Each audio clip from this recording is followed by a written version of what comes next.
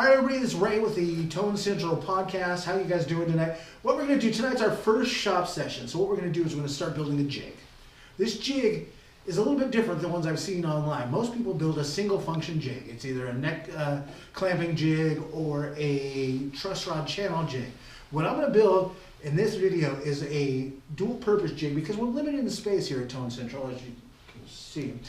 So what I'm going to do, I'm going to make a dual purpose truss rod channel jig with a neck clamping jig on the other side.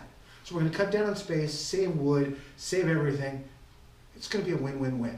So grab your safety glasses, let's get cutting. First cut can be 3 5/16 because the base on my Ryobi trim router is 3.5 inches. So I want just a 1/16 over to where it'll slide freely through there. So give us just a second, we're going to get things going with our dust collection and saw. And we're going to get you going.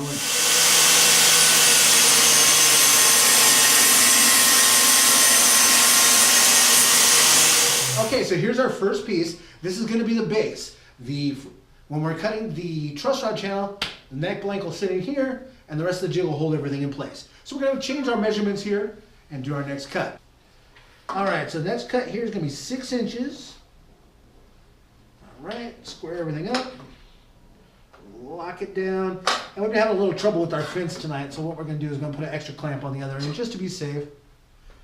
And of course, for filming purposes, we don't have a guard on the blade here, but at home, please always use the guard. Safety first. Don't cut your fingers off. You only get 10.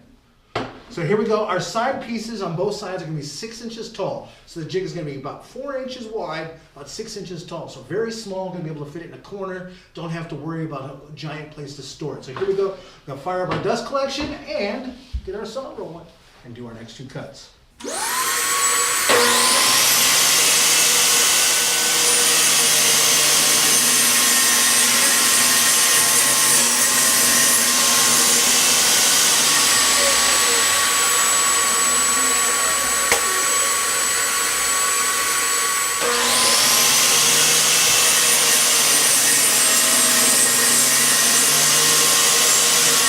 Okay, to save space here at Tone Central, a lot of times we'll use our table saw top as a workbench. So we're going to lower our blade out of the way. And let's dry fit these pieces and see how we look.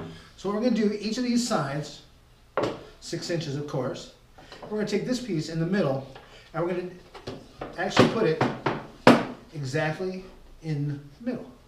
But first, what we're going to do, we're going to put the notches on each side, or mark the notches on each side for the clamp rails.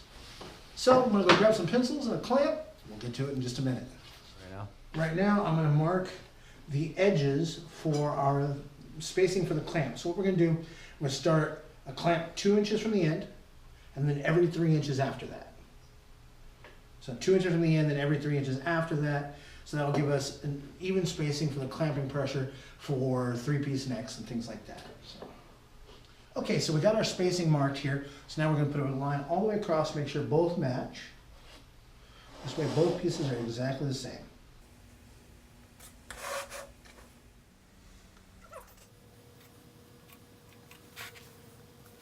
These lines are where we're going to cut the slots for the clamps to set in when we're going and building a neck.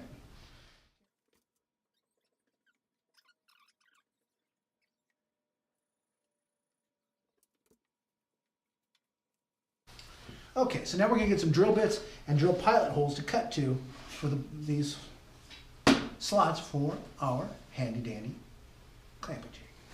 Getting things ready.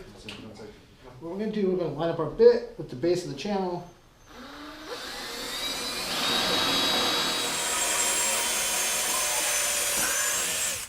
And it's going to make, when we cut later, it's going to make it a lot cleaner, easier.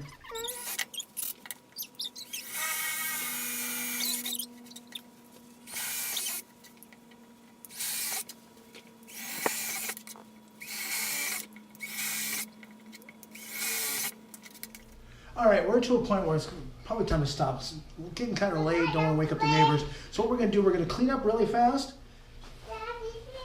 All right, as you can hear, it's the little one's bedtime. So what we're going to do, we're going to finish up here. We're going to be back next week with more of our jig project. You never know. I may get the hankering to finish it early. So we're gonna clean up, and we'll see you next time at Tone Central Guitars.